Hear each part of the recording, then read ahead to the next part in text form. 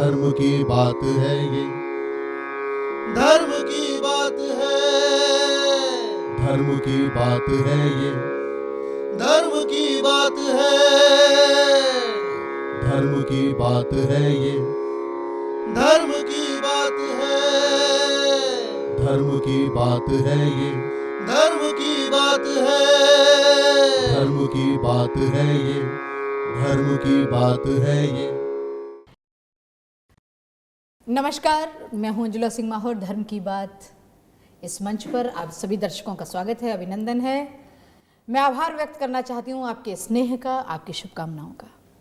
एक बार फिर आपके समक्ष प्रस्तुत हूं एक महान शख्सियत के साथ। आप सुप्रसिद्ध ज्योतिषाचार्य हैं। आप एक खास बात और, आप आहार विशेषज्ञ हैं। आहार पर आपने बहुत चिंतन, मनन और मंथन किया है। आप प्रशासनिक अधिकारी भी हैं। आपके जीवन के बहुत सारे पहलू, बहुत सारे उतार, बहुत सारे चढ़ाव, ज्योतिष पर चर्चा, आहार पर चर्चा, ये हमारे इस शो के मुख्य आकर्षण रहेंगे। आइए स्वागत करते हैं श्री रविंद्र अंगरीश जी का और वार्ता को, चर्चा को आगे बढ़ाते हैं। उनसे करते हैं धर्म की बात। नमस्कार पंडित जी, आप हमारे शो में आए, आपका आभार, आपका धन्यवाद और आपका स्वागत है इस शो में। धन्यवाद। आज आपके साथ बहुत सारे प्रश्न जिनके उत्तर हमें आपसे चाहिए होंगे। बढ़ते हैं पहले प्रश्न की तरफ। श्रीमान, आपकी नज़र में धर्म क्या है? धर्म एक जीने का तरीका है जी। एक वे ऑफ लाइफ है।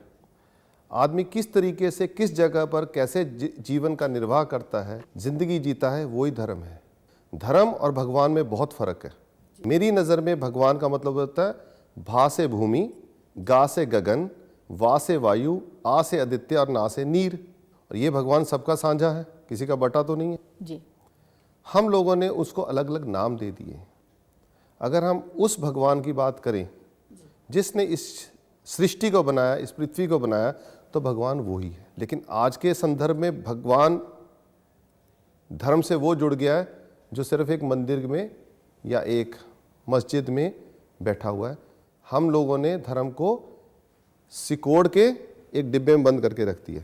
असल में वो धर्म नहीं है, वो रीति रिवाज है। पंडित जी, धर्म और ज्योतिष को आपस में क्या समन्वय है, कैसे जोड़ा जा सकता है? कोई भी धर्म हो वो इंसान को एक अच्छे रास्ते पे चलने की शिक्षा देता है।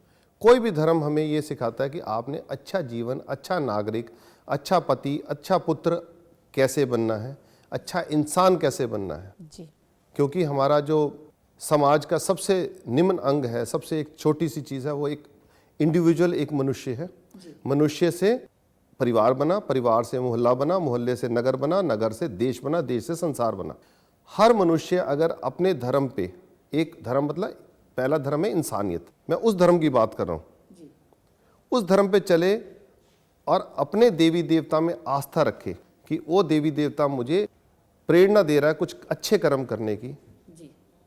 एक नंबर 2, ज्योतिष जो है किसी भी मनुष्य को किसी टाइम पे उसके अच्छा समय नहीं चल रहा, उसका समाधान बताता है। और उनमें से कुछ समाधान ऐसे होते हैं जो हमारे जो देवी देवताओं के मंदिर हैं उनमें जाने की प्रेरणा देता, ताकि वहाँ जाके वो कम से कम कुछ दान पुण्य करे, कोई पूजा पाठ करे, ताकि उसको आत्मा को एक ऐसा संचार हो ऊर्जा का जिससे वो एक अच्छा इंसान बने। आदमी अपने कर्मों द्वारा जाना जाता है। अच्छे कर्म करोगे तो अच्छा फल मिलेगा। कलयुग में तो फल तुरंत मिलता है, अच्छे का भी बुरे का भी। अच्छे कर्म करोगे तो तुरंत अच्छा फल मिलेगा, और बुरे कर्म करोगे तो बुरे मिलेंगे, तो बुरे भी तुरंत ही मिलेंगे। तो आप जब भी किसी धार्मिक स्थल पे जाते हैं, चाहे मंदिर है, मस्जिद है, गुरुद्वारा है, तो एक बारी तो आपकी आत्मा कहती है नहीं, मैं कुछ गलत काम करता हूँ, मुझे ये काम नहीं करना चाहिए। परंपराएं हैं, मान्यताएं हैं कि विधि का विधान पहले से तय होता है। हुई है वही जो राम रच राखा, कोकर तर्क बढ़ावे शाखा। जब ऐसा है तो किस तरह हम ज्योतिष की मदद से इनके प्रभाव को कम किया जा सकता है या ऐसी परेशानियों से बचा जा सकता है? आइए जानते हैं आचार्य श्री से। श्रीमन, बताइए कि जब पहले से तय है कि ये होना है, जो जब जब होना है वो तब होगा, तब ज्योतिष के माध्यम से कैसे इनको बचा जा सकता है? मनुष्य ने हर युग में अपनी जीवन को अच्छा करने की कोशिश करी है। ज्योतिष ने भी वही किया है। ज्योतिष सबसे पुराना अंग है हमारी विद्या का, हमारी पढ़ाई का।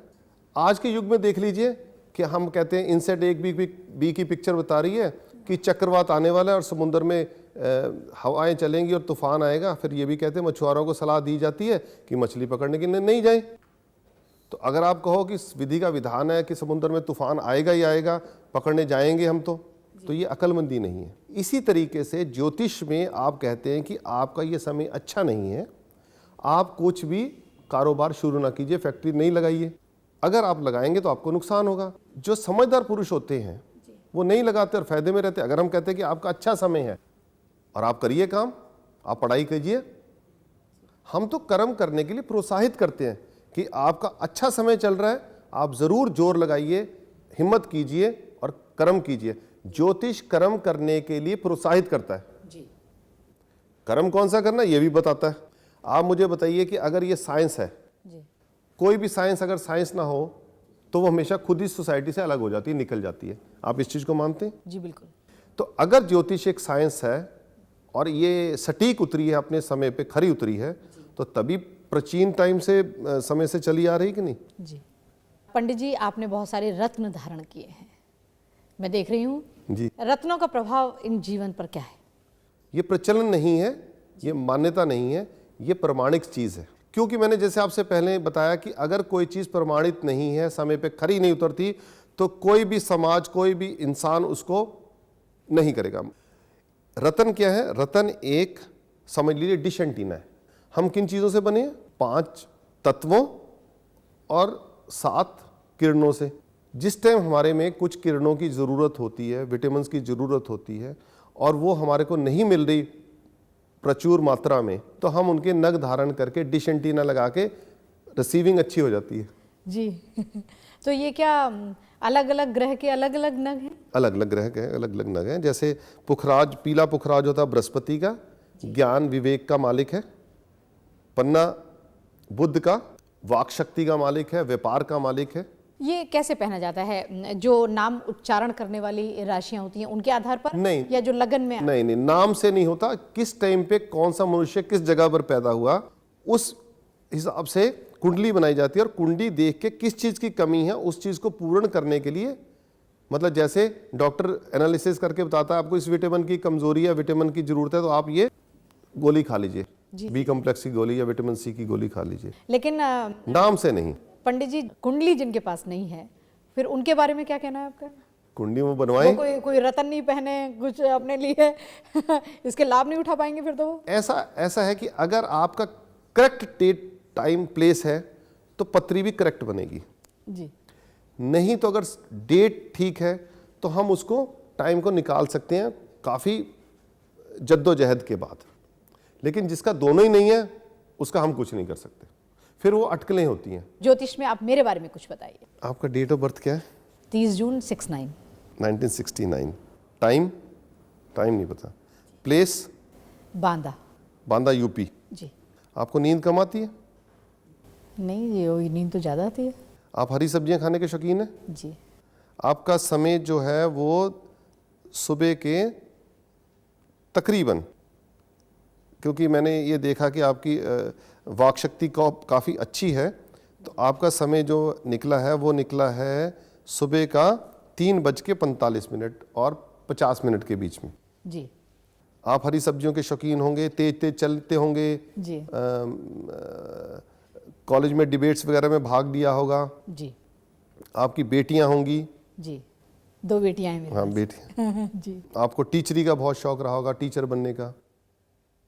जी, कह सकते हैं। और क्लास में मॉनिटर भी रहे होंगे आप? जी। तो ये बेसिक चीज़ें हैं आपकी। और आपको पानी से डर लगता होगा? जी, लगता है। ये तो बिल्कुल ठीक बात है। पंडित जी, मेरे भविष्य के बारे में बताइए। आपने बहुत छोटी उम्र में ही स्ट्रगल शुरू कर दिया था जी। और आपके माता पिता आपको कुछ बनाना नहीं चाहते थे जी। आपको एक गृहिणी बनाना चाहते थे जी। लेकिन आप चाहती थी गवर्नमेंट ऑफिशियल बनना। जी। जी। और मुझे मालूम नहीं कि आप इंटरव्यू लेने के अलावा क्या करती हैं, क्योंकि हमारी मुलाकात अभी हुई है। आपका डिटर्मिनेशन इज़ वेरी स्ट्रांग। एक चीज़ बहुत अच्छी है, आपको अपने एसोसिएट्स के ऊपर गुस्सा बहुत आता है। जी। जो आपके साथ काम करते हैं उन पे गुस्सा बहुत आता है। आपके पति पे भी आपको गुस्सा आएगा। उसका समाधान मैं बता दूंगा क्या करना है, लेकिन आपको कर्म बहुत करने पड़ेंगे। आपको जितने कुछ लोग होते हैं कि वो आधा घंटा काम करेंगे तो उसको 1 घंटे का फल मिलेगा, आपके साथ ऐसा नहीं है। आपको फल जितना कर्म करोगे उसका 50% मिलता है। जी पंडित जी, मैं एंकर के साथ साथ एक राजनीतिज्ञ भी हूँ और मैं आगरा शहर की मेयर भी हूँ। राजनीति में मेरा भविष्य बताइए। राजनीति में आपका भविष्य बहुत उज्जवल है। अभी खासकर पिछले 1 साल से आपका समय बहुत अच्छा चल रहा है। असल में आप राजनीति अब सीखी हैं, पहले आप सिर्फ मैं कहूँगा कि धक्के खा रही थी। असल में राजनीति अब सीखी है पिछले 1 साल से कि कहाँ पर क्या चीज़ बोलनी है और क्या नहीं बोलनी। जी। और अभी तो समय आपका बहुत ही अच्छा चल रहा है राजनीति के हिसाब से, लेकिन आपके स्वास्थ्य के हिसाब से समय अच्छा नहीं है। कारण क्या है कि आप 8 घंटे की नींद पूरी नहीं ले रही हैं। तो पहला उपाय आपका है कि आप 8 घंटे की नींद दीजिए और मंगलवार को मौन व्रत धारण करने की कोशिश करें। जी, मैं आपकी बात हमेशा याद रखूंगी। पंडित जी, कोई ऐसी भविष्यवाणी जो आपने की हो और जो आप हमारे दर्शकों को बताना चाहें? प्रेमी प्रेमिका मेरे पास आए तो मैंने उनको बोला कि आप मेरे से बोलते जी हम शादी करना चाहते हैं, हमारी पत्री मिला दीजिए। मैंने कहा जब तुमने शादी करना डिसाइड ही कर लिया है तो पत्री मिलाने का कोई फायदा नहीं है, आप जाओ शादी करो, क्योंकि आपकी गंधर्व विवाह तो हो ही चुका है। खैर मैंने पत्री मिलाई, वो बोलते कि मैंने पत्री उनकी मिलती नहीं थी। पत्री मिलाने का मतलब होता है कि 2 आत्माओं का आपस में मिलन ठीक होगा कि नहीं होगा, आपस में पति पत्नी की तरह रहेंगे कि नहीं रहेंगे। जी। तो वो बोले कि मैंने बोला आपकी पत्री नहीं मिलती, लेकिन वो नहीं माने और उन्होंने शादी करी। जी। वो कहते कि अगर लड़का बोलता कि ये ना मिली तो मैं मर जाऊंगा, और 1 साल के बाद वो कहता कि ये साथ रही तो मैं मर जाऊंगा। जी। तो आपकी बात नहीं मानी और शादी करके अपने गृहस्थ जीवन को बर्बाद किया। बहुत सारी चर्चा, बहुत सारी परिचर्चा अभी होनी है। आहार विशेषज्ञ हमारे साथ हैं और जानेंगे आहार के बारे में, लेकिन इस ब्रेक के बाद। पिचक दाना दाने, इच्चक दाना स्कूल नहीं जाना, चलो भागो। दाना दाना दाना जिसको देखो इच्चक दाना पिच्चक दाना। चाय बना भाई। वह तेरी तो भाड़ में जाए तेरा इच्चक दाना। अब गुस्सा क्यों? जब बेचने गए थे दाना खराब तो कैसे बिकता? अच्छे तेल के लिए टेस्ट करते हैं हम, हर दाने को क्वालिटी के लिए। अब खाना बसेरा कच्ची घानी एग मार्क ग्रेड 1 शुद्ध सरसों का तेल। ब्रेक के बाद आप सभी दर्शकों का एक बार फिर स्वागत है, अभिनंदन है, वंदन है। हमारे साथ लगातार बने हुए हैं रविंद्र अंगरीश जी। मैंने ब्रेक पर जाने से पहले कहा था कि आप आहार विशेषज्ञ भी हैं। आहार की विशेषताओं के बारे में विस्तार पूर्वक चर्चा करने के लिए पंडित जी के साथ हम इस चर्चा को आगे बढ़ाते हैं। पंडित जी, आप आहार विशेषज्ञ भी हैं, आहार पर आपने बहुत मनन और मंथन किया है। मैं जानना चाहती हूँ कि ज्योतिष और भोजन के विभिन्न फायदे हैं, तो बताइए कि उत्तम आहार क्या है? हर मनुष्य अच्छी तरह से जानता है कि कौन सा आहार अच्छा है और कौन सा बुरा है, लेकिन हम एक रिश्तेदार को खुश करने के लिए जी बाकी सारे परिवार को नाराज कर लेते हैं। हमारे ऋषि मुनियों ने मनुष्य को सुखी रहने के लिए 4 चीजें सिखाई: अच्छा आचार, अच्छा विचार, अच्छा व्यवहार और अच्छा आहार। जी। आहार को मैंने इसलिए शुरू से, मेरी माताजी ने हमको शुरू से सिखाया कि मौसम के फल सब्जियां खाने हैं, तो एक वो हमारी वे ऑफ लाइफ बन गई। हम एक गांव से आए हैं, मेरे ख्याल तो सारे लोग ही गांव से उत्पत्ति है, लेकिन शहर में आके हम लोग वो समोसे खाने लग गए। आहार को अगर आदमी समझ ले, आहार ही हमारे शरीर को चलाता है जी। क्योंकि जो हम खाते हैं, कहते हैं eating is making blood, breathing is purifying blood and exercising is regulating blood. So we have got 3 things, but primary is आहार। आहार कौन सा सबसे उत्तम है? जिस मौसम में, जिस ऋतु में, जिस जगह पर वो फल हो, फ्रूट हो, सब्जी हो, वो ही खानी चाहिए। जी। सूर्य उदय से सूर्य अस्त तक भोजन करना चाहिए, क्योंकि अन्न पचाने की शक्ति सिर्फ सूरज को है। जी। इसी और शीतलता की सुलाने की शक्ति, चंद्रमा को माता की गोद में जाके बच्चा सो जाता है। तो आहार क्या उत्तम है? मौसम का फल सब्जियां। नंबर 2, खाना उतना ही खाना चाहिए, थोड़ी सी भूख रख के, ताकि वो पचने में आसान रहे। हफ्ते में एक दिन व्रत का भी प्रावधान? बिल्कुल व्रत रखना चाहिए। और हमारे ज्योतिष में हम लोग जिस मनुष्य का कोई ग्रह अच्छा नहीं होता, हम उस वार को उसको व्रत कराते ताकि उसकी आत्मा भी शुद्ध हो जाए और शरीर भी शुद्ध हो जाए। आजकल तो डॉक्टर भी बोलते हैं कि आप व्रत रखिए, क्योंकि इंसान खाने से ज़्यादा बीमार होता है, ना खाने से नहीं होता। आज के युग में जितनी बीमारियां हो रही हैं वो माल न्यूट्रिशन से नहीं हो रही, ज़्यादा खाने से हो रही हैं। पहले एक युग आया था, हरित क्रांति से पहले लोग भूखमरी से मर रहे थे। आज देश में लोग ज़्यादा खाने से और गलत खाने से मर रहे हैं। स्वाद के पीछे, मसालों के तले हुए, बाजार का सामान रेडी से खाते हैं, ये गंदी चीज़ें खाते हैं तो बीमार होते हैं। 10 रुपए की चीज़ है और 100 रुपए की दवाई खाओ बाद में। क्या ऋतुओं के हिसाब से खाना खाना चाहिए? ऋतु के हिसाब से, जिस मौसम में जो एक थंब रूल बना लीजिए कि जो सबसे सस्ती सब्जी है वही खानी है मुझे, क्योंकि वो ऋतु में है, उस जगह की है, मौसम की है, सस्ती है, प्रचुर मात्रा में है, उसको खाओ, बिल्कुल स्वस्थ रहोगे, कोई ज़रूरत ही नहीं है। नंबर 2, अपने शरीर को पहचानो। शरीर 3 तरह के चीज़ों से बना है, वात, पित्त और कफ। जो चीज़ आपको सूट नहीं करती, आपकी बॉडी की केमिस्ट्री क्या कहती है, आपकी बॉडी एक पूरी तरह से प्रयोगशाला है। किसी को कोई चीज़ सूट करती है, किसी को दूध सूट करता है, किसी को दूध सूट नहीं करता। अगर दूध नहीं सूट करता तो आप मत पीजिए। अब तो एलर्जी टेस्ट होने लग गए हैं, लेकिन हर आदमी को खुद ही पता लग जाता है कि मुझे क्या खाना चाहिए, क्या नहीं खाना चाहिए। जी, ज़्यादातर सर्दियों की ऋतु में क्या खाना चाहिए? सर्दियों की ऋतु में शलगम, गाजर, गोभी, मटर, कितनी अच्छी अच्छी सब्जियां, साग, पालक का, सरसों का साग। जी, एक भ्रांति है कि ज़मीन के नीचे की जो चीज़ें हैं, जैसे आपने बताया गाजर, मूली, ये मोटापा भी बढ़ा? नहीं, शलगम एक ऐसी चीज़ है, आप सभी से मेरा निवेदन है, दिन में सर्दियों में शलगम की सब्जी एक बारी ज़रूर खाएं, क्योंकि शलगम एक तत्व है जिससे किडनी ठीक हो जाती है। किसी की किडनी कितनी भी खराब हो, अगर वो सिर्फ शलगम खा ले 6 महीने तक, उसकी किडनी ठीक हो जाएगी। क्रिएटिनिन और यूरिक एसिड उसका नॉर्मल आ जाएगा। जी, क्या क्या चीज़ें और पेय पदार्थों में क्या क्या लेना चाहिए ऋतु के हिसाब से? एक तो पानी जो है, आदमी को 3 से 5 लीटर अपने शरीर के हिसाब से ज़रूर पीना चाहिए, क्योंकि पानी ही हमारे शरीर में से जो मल है उसको निकालता है, पसीने के रूप में, मलमूत्र के रास्ते से। और अगर हम पानी नहीं पिएंगे, और दूसरी बात है, पानी एक नेचुरल मॉइस्चराइज़र भी है।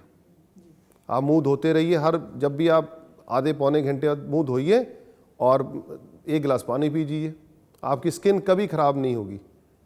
और सुबह शाम नहाना भी चाहिए, चाहे सर्दियां हो या गर्मियां हो।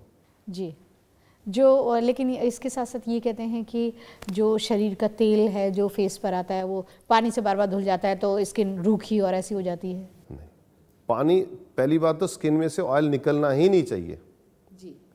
अगर स्किन में से ऑयल निकल रहा है तो आपके पिंपल्स हो जाएंगे। जब आपके पोर्स बंद होंगे फेस के, उसके ऊपर मिट्टी जमेगी, धूल मिट्टी जमेगी, पोल्यूशन जमेगा, तो आपके पोर्स बंद होंगे और वो पिंपल्स बनते हैं।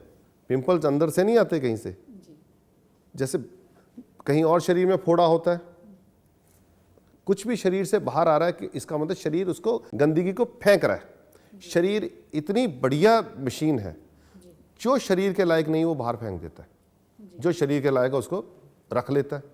ग्रीष्म ऋतु के खान पान के बारे में बताइए। ग्रीष्म ऋतु में आपको पानी वाली सब्जियां खानी चाहिए, मतलब जो बेल से लगी हैं। आप देखोगे खीरा, ककड़ी, कद्दू, घिया, टिंडा, तोरी, लौकी। लौकी एक ऐसी चीज़ है क्योंकि इनमें एल्कलाइन ज़्यादा होती है।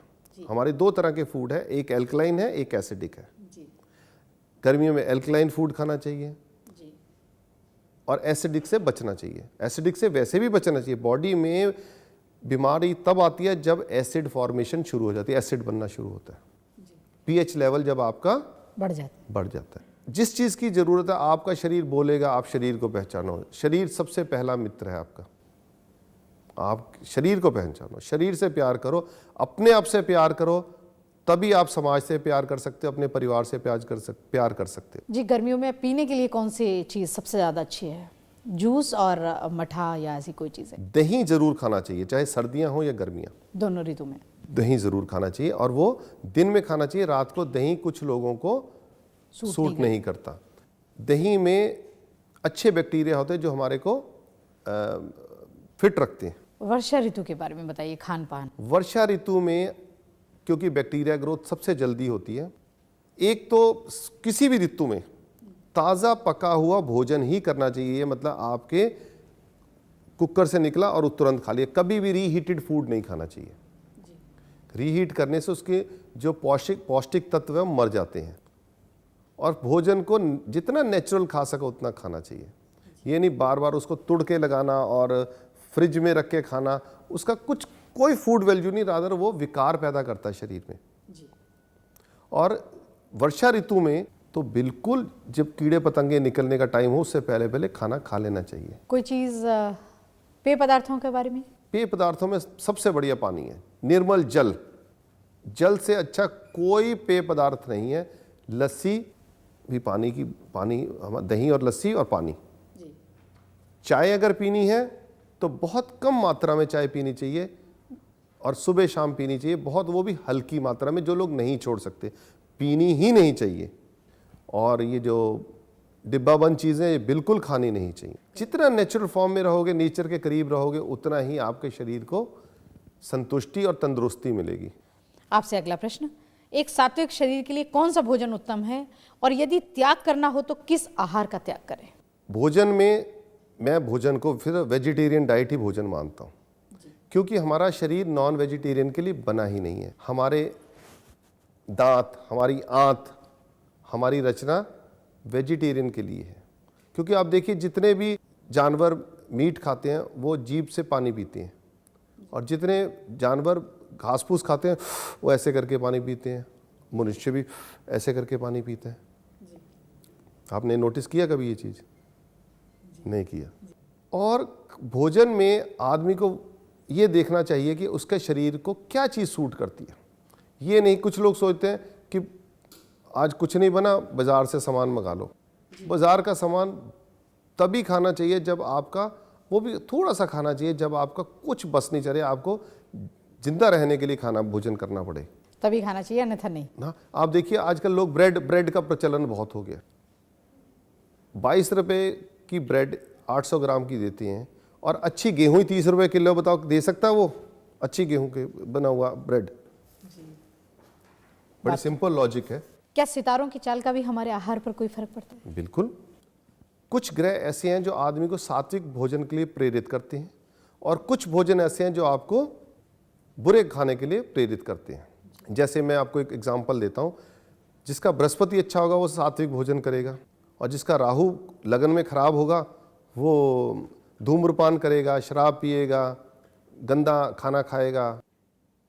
तो हम देख के बोल देते हैं कि आप किसी का समय अच्छा ना हो तो उसको बोल देंगे आपका ये समय चल रहा है, आप कृपा करके ये चीज़ों का त्याग कर दें, नहीं तो अन्यथा आप बीमार होंगे। अगर आप थोड़ा सा शरीर से प्यार करो तो शरीर बोलेगा। अब जैसे आजकल सर्दियां हैं तो दिन में एक बारी बाजरे की रोटी जरूर खाओ, क्योंकि बाजरा गर्म होता है। श्रीमन, आपने आहार को ठीक करके कैंसर तक के रोगियों को ठीक किया है, वो कैसे संभव किया आपने? शरीर में कोई भी विकार तब आता है जब आपके शरीर में प्रतिरोध की क्षमता कम होती है। रोग क्या है? रोग वही है जो प्रतिरोध की क्षमता कम हो जाए तो रोग उत्पन्न होता। हमारे अंदर जब कोई ऐसी चीज़ बैठ जाए जिसके कारण से कुछ ऐसे चीज़ें बन जाएं जो शरीर को खाने लग जाएं, तो उसको निकालने के लिए आहार सबसे उत्तम है। व्हीट ग्रास एक ऐसी चीज़ है, गेहूं के ज्वारे जिसको बोलते हैं, जिसके द्वारा आदमी को कैंसर तक ठीक हो जाता है। बहुत सारी चर्चा, बहुत सारी परिचर्चा, बहुत सारा ज्ञान आहार के बारे में, कितनी विविधताएं हो सकती हैं। शरीर को कैसे अपना मित्र बनाया जा सकता है, कैसे उसको स्वस्थ रखा जा सकता है बिना औषधियों के, सिर्फ आहार और खान पान को ठीक रखने के बाद। अभी व्यक्तित्व से जुड़े हुए पहलुओं पर नजर डालेंगे, लेकिन इस ब्रेक के बाद।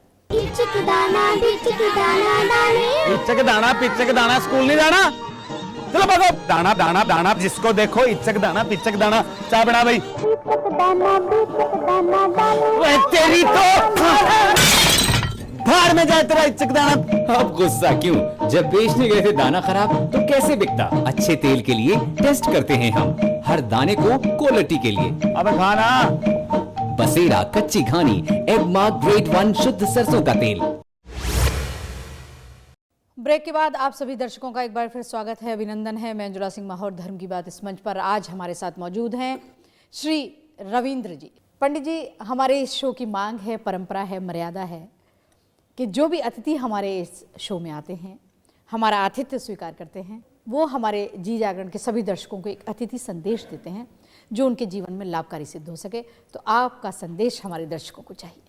जीवन में खुश रहने के लिए आप परिवार में रहते हैं और परिवार को खुश रखना आपका उत्तम दायित्व है।